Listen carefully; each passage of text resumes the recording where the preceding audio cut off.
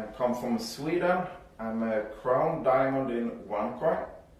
I'm here today at the new office in Sofia to talk with Dr. Ruja, and I also have a good friend Udo with me here today. We are going to sit here and ask Ruja some very serious questions that you guys want to know about OneCoin, also about the future, what will happen. So I think we should start directly with some questions. What is OneCoin? A very, very good question, Per. OneCoin is a real cryptocurrency, which is more than just a digital currency. The special thing about cryptocurrency is that there's an algorithm behind, and that cryptocurrency always have a final number of coins. So there are a lot of people who want to do digital currency or just to use a blockchain, but a real cryptocurrency has a clear algorithm behind and a finite number of coins.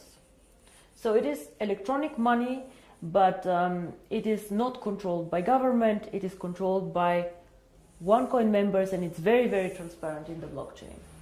What is the blockchain? Well, in the blockchain, Per, it is something that makes cryptocurrency very, very transparent and a bit more tangible. So what you can see in the blockchain is all the transactions that are done by OneCoin members. So if somebody trades a coin, if somebody transfers a coin to another one, you see this transaction in the blockchain, and all transactions are in this blockchain. So it's like a ledger where we record all transactions. So it means we can trace every transaction from me to you to him. Yeah. And the second thing that you can check in the blockchain is every coin mined is recorded in the blockchain. So, and this is also what our auditor audits every month, that all transactions that are done are really collected in the blockchain, and that all coins mined are really also recorded in the blockchain. Yes, actually that's one of the questions what I'm having, what I'm getting from a lot of people all the time is, why are you so transparent? Everyone knows where we are or where you are, what are we doing. You said about the auditing, and you find many other companies, currencies, whatever, where nobody really actually knows what it's behind. And what was the reason for you to say, hey guys, I'm here, I'm Dr. Ruja, I have my office here. What was the reason why you decided to be so open and transparent to everyone? There are two things why we decided to do this. First of all, we are already one of the biggest cryptocurrencies out there. And I believe to become a significant player in the world that we live out there, you have to play by the rules. We are not regulated. Cryptocurrency is not a regulated industry. So all these things that we do currently, we impose on ourselves. Okay. So we ask our customers for know your customer guidelines, because we want just to be able to trace who is doing transactions in our network. And of course, why I am not hiding, because we are not doing anything illegal. And the second reason is we're proud actually of what we do. We want to be one of the biggest cryptocurrencies. And as a cryptocurrency, for me, most important is how you use the cryptocurrency. We want to do borderless payments. We want to be a payment system and not an investment vehicle. To me, Bitcoin is mostly an investment vehicle where people park money and wait until the value goes up and down. But for me, actually, my vision about cryptocurrencies is to be a very usable tool, something that will help people meet their financial or banking needs. There are 2 billion people who are unbanked currently in the world. All these people have small banking needs. For example, they send money from A to B, they want to buy things.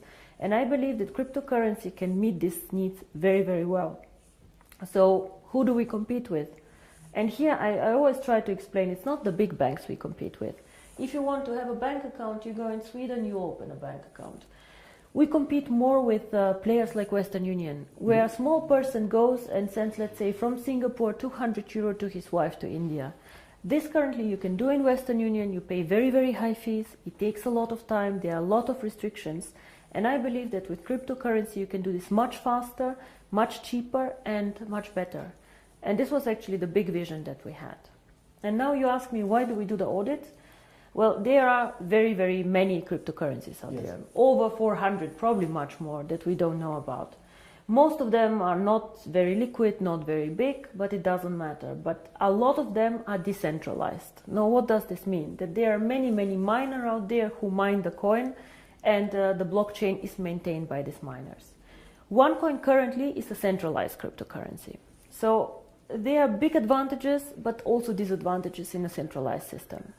The biggest advantage is that, for example, when an account gets hacked, we can help you. So we can retrieve your password, you do not lose your coins. People say out there that about 20% of all bitcoins mined are lost. Mm-hmm. Just imagine in the beginning, one bitcoin was 10 cents, so you do not pay so much attention to your coins. Now, this does not happen in OneCoin. People can retrieve their password, they can retrieve some transactions if their account was hacked, so we give some kind of protection. But the issue with centralization, of course, is that the company can control the blockchain. And for us, it was important that somebody independent has a look on the blockchain and says, okay, the company is dealing correct with this blockchain. And how to say, for every need, for every person, I believe there's the perfect coin out there. We are not perfect for everyone, but I believe that we are perfect for the mass market, for people who want to do cryptocurrency and who want to understand cryptocurrency, for all the people who use Facebook, who use Google, but do not understand how Google algorithm works. This is my users. I want to be able to use a phone, but not to know what's inside the phone. Exactly. That's good. Yeah. That's good.